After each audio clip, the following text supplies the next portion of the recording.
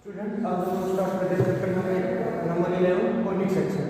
ठीक है, तो अभी हम लोग कॉनिक सेक्शन में होता क्या क्या वो पढ़ेंगे, फिर उसके बाद में जो एक्सरसाइज है वो स्टार्ट करेंगे।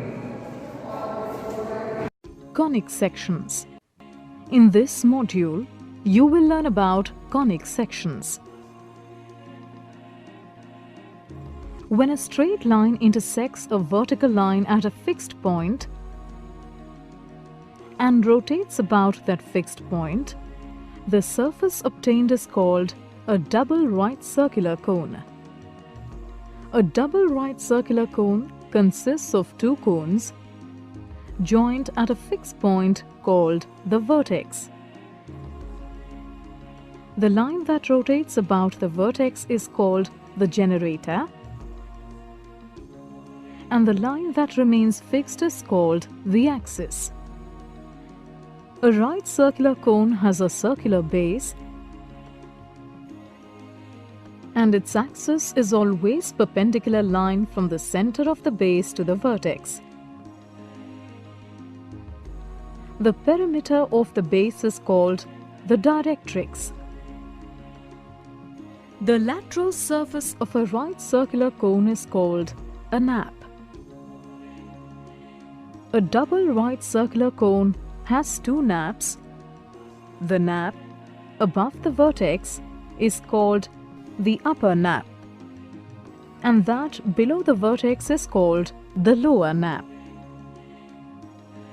Also, the angle between the generator and the axis is called the vertex angle. Conic sections. If a plane intersects a double right circular cone, we get two-dimensional curves of different types. These curves are called conic sections.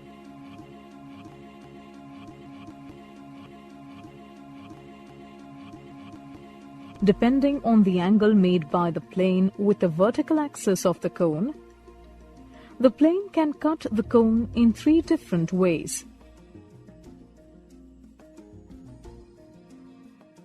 Ellipse.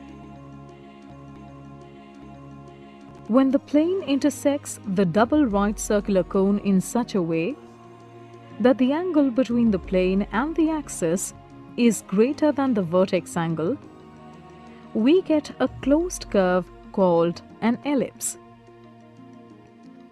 When the plane is perpendicular to the axis, the ellipse becomes a circle. Thus, a circle is a special type of ellipse. Parabola.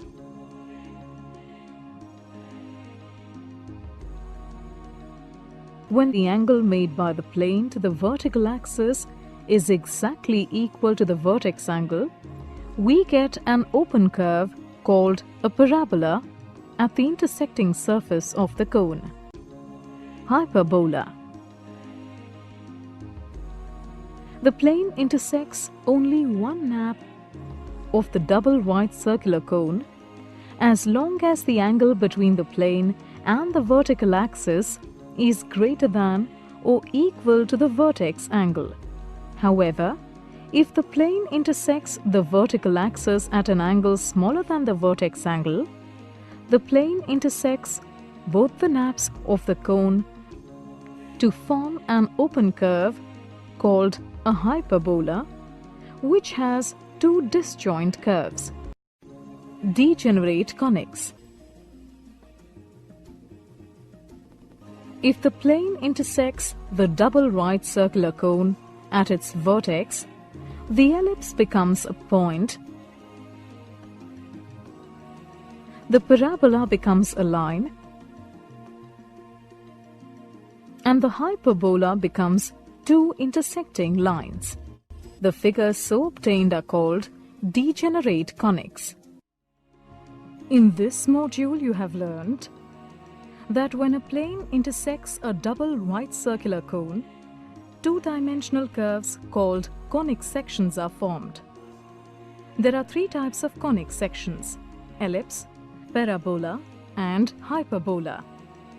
When the double right circular cone is cut by the plane so that the angle between the plane and the axis is greater than the vertex angle, the ellipse is obtained. When the plane is perpendicular to the axis, the ellipse changes into a circle. If a double right circular cone is cut by a plane so that the angle between the plane and the axis is equal to the vertex angle, the parabola is formed. If a double right circular cone is cut by a plane so that the angle between the plane and the axis is less than the vertex angle, the hyperbola is formed. If a plane intersects the double right circular cone at its vertex, the figures formed are called. Student हम लोग सबसे पहले exercise circle start करेंगे। तो circle के अंदर होता क्या है? सर्कल के अंदर हमारे पास क्या होता है? एक सर्कल अगर हम लोग अभी तक आपने जो सर्कल पढ़ा है वो नॉर्मल सर्कल पढ़ा है। अभी जो हम लोग सर्कल पढ़ेंगे वो किस पे पढ़ेंगे? सर्कल ऑन अ प्लेन, मतलब जो सर्कल होगा किसके ऊपर होगा? प्लेन के ऊपर होगा। ठीक है, तो प्लेन के ऊपर पढ़ेंगे तो हम लोग इसके कोऑर्डिनेट भी होंगे हमारे पास में कुछ, ठीक है, और कोऑर्डिनेट के हिसाब से हम लोग उसको रिप्रेजेंट करेंगे। सबसे पहले सर्कल के लिए हमें क्या पढ़ना जरूरी है? सर्कल होता क्या है? सर्कल होता है कि किसी भी एक पॉइंट से फिक्स पॉइंट से फिक्स डिस्टेंस में, एक फिक्स पॉइंट उससे फिक्स डिस्टेंस में जितने भी पॉइंट हैं ऐसे ऐसे सबको मिला दो, वो क्या बन जाएगा? एक सर्कल बन जाएगा। कि अगर इसकी तो डेफिनेशन वही यही है कि फिक्स पॉइंट से जो फिक्स डिस्टेंस में अगर चारों तरफ घूम जाए, जितने भी पॉइंट हैं उन सबको मिला दे तो वो क्या बन जाता है? एक सर्कल बन जाता है। ठीक है, अब हम लोग इसको बात करते हैं कोऑर्डिनेट्स पे, प्लेन पे। अगर मैं सेंटर का नाम दूं एच और के, ठीक है, सेंटर का नाम दूं मैं एच और के, कोई भी नाम दे दो, तो स्टैंडर्ड नोटेशन यही कर रहे हैं ज्यादातर यूज एच और के, ठीक है, सेंटर का नाम। और यहाँ पे कोई भी एक पॉइंट होगा, वो पॉइंट क्या होगा? मेरे पास में x1 और y1, ठीक है, x1 और y1। तो हमारे पास में जो ये चीज होगी, ये क्या होगी? इसकी रेडियस होगी। ठीक है, ये हम लोगों ने रिप्रेजेंट किया प्लेन के ऊपर, ये x एक्सिस है, ये y एक्सिस है, और ये क्या है? हमारे पास में सर्कल है। अब फ्रेंड्स अब बात करते हैं कि सर्कल की इक्वेशन क्या होती है। ठीक है, तो सर्कल की जो इक्वेशन होती है वो क्या होती है, वो कैसे निकलती है? देखो आपको पता होगा ये वाला जो डिस्टेंस है और ये वाला डिस्टेंस, अगर मैं इसको डायरेक्टली सेम रहती है हमेशा, अगर मैं इसको ऐसे लिखूं, इस लाइन को मैं इक्वेशन ऑफ सर्कल, मतलब कि सर्कल की जो इक्वेशन है वो क्या बनती है? वो बनेगी x माइनस h, ठीक है, प्लस हमारे पास में y माइनस k, इसका स्क्वायर टोटल का रूट। ये क्या हो गया हमारे पास में? ये हमारे पास में सर्कल की इक्वेशन होगी, और इक्वल टू क्या होगा हमारे पास में? इक्वल टू r, r का मतलब रेडियस। अभी आई बात देखो, ये वाला डिस्टेंस मैं निकालूंगा तो ये वाला डिस्टेंस में जैसे x माइनस h होगी, और ये वाली डिस्टेंस का ये वाली यहाँ से लेके देखो, ये वाली डिस्टेंस x माइनस h होगी, और ये वाली डिस्टेंस निकालूं तो मैं y माइनस k होगी हमारे पास में। ठीक है, तो उससे हम लोग पाइथागोरस थ्योरम से निकाला है, कि किसी को निकालना है आप निकाल सकते हो। r इक्वल टू जो वैल्यू की यही होगी पाइथागोरस थ्योरम के हिसाब से। ठीक है, अब हम लोग बात करते हैं अगर ये सेंटर पे होता तो क्या होता? अगर ये चीज सेंटर पे होगी तो क्या होगा? जो h और k होगी, अगर ये सर्कल यहाँ से उठ के सेंटर पे आगे बन जाए तो ये h और k क्या होगा? दोनों वैल्यू क्या होगी? 0 0 होगी। h और k 0 0 हो गया, ये क्या बचा हमारे पास? x और y होगा सिर्फ। ठीक है, तो हमारे पास में सर्कल की इक्वेशन क्या होगी? हमारे पास x प्लस y, मतलब x square plus y square root is equal to r। तो या फिर इसको आप हटा के डायरेक्ट क्या बोल सकते हैं? x square plus y square equal to r square. ठीक है, अगर हम लोग r स्क्वायर की वैल्यू अगर r स्क्वायर में अगर निकालना हो तो हम लोग क्या करेंगे? x माइनस h का whole square plus y minus k का whole square equal to r square. ये भी क्या है हमारे पास में इक्वेशन? इसको ऐसे लिखो यहाँ पे। अगर सेंटर के ऊपर है तो हमारे पास इक्वेशन क्या बनेगी? हमारी ये वाली इक्वेशन बनेगी। अब हम लोग स्टार्ट करते हैं एक्सरसाइज। ठीक है, तो पहले एक्सरसाइज स्टार्ट करते हैं। जो फर्स्ट एक्सरसाइज है उसका पहला जो क्वेश्चन है उसमें बोला है कि इक्वेशन फाइंड आउट करनी है आपको किसकी? सर्कल की। सर्कल की इक्वेशन फाइंड आउट करने के लिए हमें चीजें क्या क्या गिवन है? ये तो हमारे पास में पता है कि सर्कल हमारा इस पे, मतलब कैसे? पहले उसको पहले फील करना है कि वो सर्कल है कहाँ पर। सर्कल है 0 और 2 पे, मतलब x एक्सिस पे उसका क्या है? 0, y एक्सिस पे क्या वैल्यू? 2 पे, तो मतलब यहाँ पे, तो यहाँ से उसको सर्कल बनाया, इसका सेंटर क्या है? ये है 0 और 2। तो उसके बाद में रेडियस क्या है? रेडियस देखो, अब रेडियस उसकी 2 सेंटीमीटर है, 2 सेंटीमीटर तो यहाँ पे होगी और 2 सेंटीमीटर यहाँ पे होगी, तो फिर उसका ऐसे घूम जाएगा सर्कल, ऐसे घूमेगा सर्कल। ठीक है, तो ये सर्कल हमारे पास बना। अब हमारे पास फॉर्मूला क्या है? फॉर्मूला देखिए, तो हमारे पास फॉर्मूला था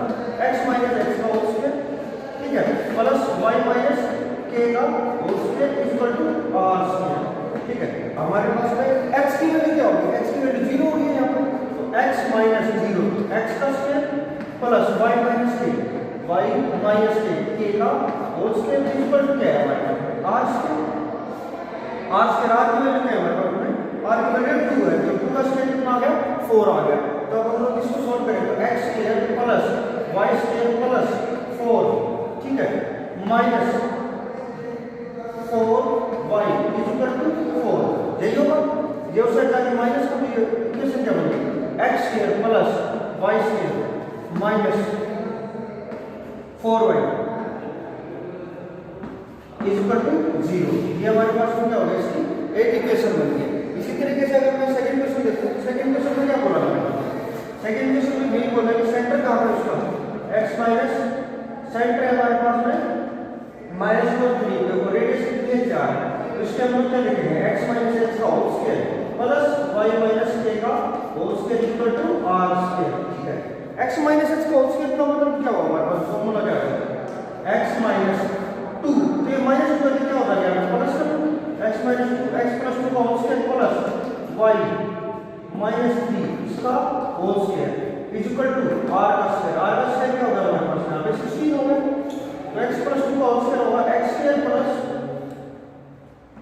2x प्लस 4 या 4x प्लस 4, ठीक है, plus y square plus 9 minus 6y equal to 16। ये हमारे पास में क्या हो जाएगी, सर्कल के इक्वेशन बन जाएगी, ठीक है।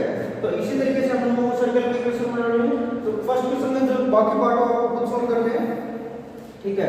अब हम लोग बात करते हैं क्वेश्चन नंबर 6 से। क्वेश्चन नंबर 5 तक सेम है, एज इट इज वही फाइंड आउट करना, रेडियस दे रखा है, सेंटर दे रखा है, वैल्यू फाइंड आउट करना है।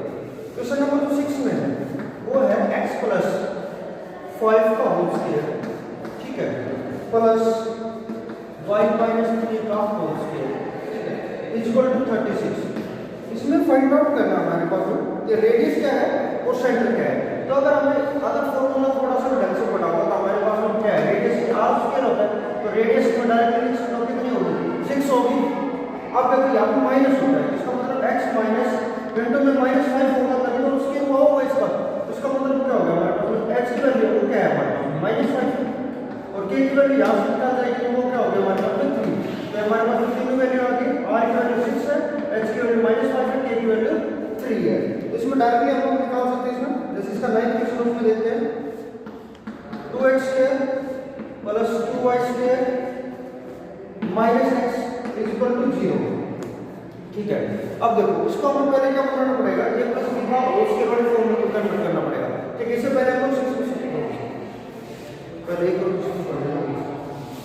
क्वेश्चन नंबर 7 देखते हैं। क्वेश्चन नंबर 7 में क्या बोल रहा है, x square plus y square minus 4x minus 8y minus 45। इसकी हम लोगों को रेडियस बतानी है, हमारे पास में पॉइंट बताना है, कोऑर्डिनेट।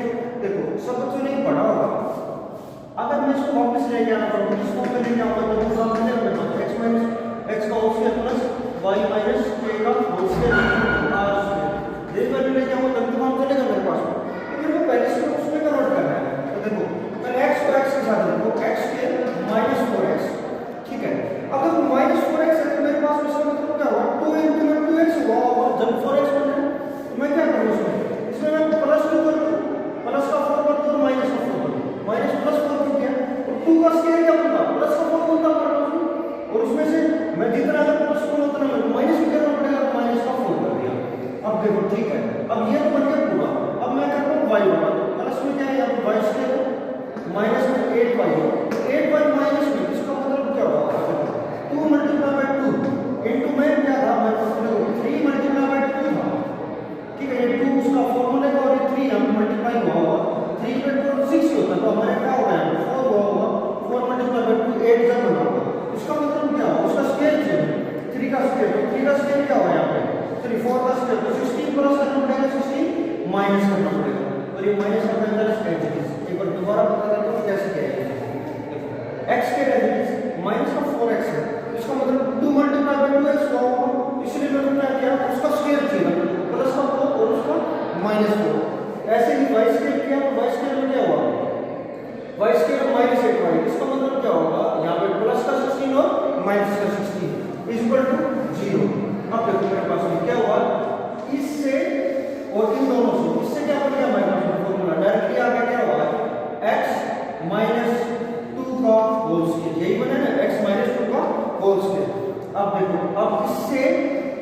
दोनों से और किससे, इससे हमारे पास क्या फॉर्मूला बन रहा है, y माइनस 4 का होल स्क्वायर। अब जो बाकी पार्ट बच गया उन सबको ऐड कर दो, 45 से और 45 से माइनस 4 है और ये है माइनस का 60 माइनस का 65, ठीक है, इक्वल टू 0 इक्वल उस साइड का प्लस कर देगा x माइनस 2 का होल स्क्वायर इनटू में y माइनस 4 का होल स्क्वायर इक्वल टू 65। इसका मतलब है स्क्वायर ये करना है कि r की वैल्यू क्या होगी यहाँ पर रूट में आ जाएगी। तो हमारे पास मतलब कोऑर्डिनेट आ गया 2 आ गया है, 4 आ गया है और रेडियस क्या है हमारे पास, रेडियस आ गया रूट 65। ये हमारे पास क्वेश्चन सॉल्व हो गया, ठीक है। अब हम लोग नेक्स्ट क्वेश्चन देखते हैं इसी का, क्वेश्चन नंबर 8। तो क्वेश्चन नंबर 8 में क्या बोलना है हमारे पास में, क्वेश्चन नंबर 8 में बोला है x square plus y square minus 8x minus 10y minus 12 equal to. देखो इसको नॉर्मली वैसे करते हैं, x स्क्वायर के साथ में लिखा मैंने माइनस 8x, तो हमारे पास में अगर ये 8 है इसको अगर मल्टीप्लाई किससे हुआ 4 से हुआ तो उसका स्क्वायर चाहिए, स्क्वायर क्या होगा उसका 16 प्लस का लिख दिया जाएगा माइनस का लिख दिया बराबर करने के लिए। अब देखो हमारे पास दूसरी वैल्यू क्या है y स्क्वायर और माइनस का क्या है 10y। अब ये एक दोनों दूसरा क्या था हमारे पास मल्टीप्लाई 5 होगा जब तक 10 बना होगा तो दोनों क्या करेंगे आप प्लस का 25 और माइनस का 25 और जो बाकी बचे उसका एडिशन, ठीक है। अब इससे बना इससे साइज बन गया क्या बन गया x माइनस 4 का होल स्क्वायर, ठीक है। अब इस साइड से क्या बन गया हमारे पास प्लस y माइनस 5 का होल स्क्वायर। अब जो बचा उसको इकट्ठा लिख देंगे, क्या बचा माइनस का 16 माइनस का 25 और माइनस का 12, इन सबको अगर प्लस करेंगे कितना होगा 5 और 7 6 13 3, ठीक है, और 2 और 1 3 और 1 4 और 1 5 इक्वल टू 0 था। हमारे पास वैल्यू क्या आ गया, उसको सेट करने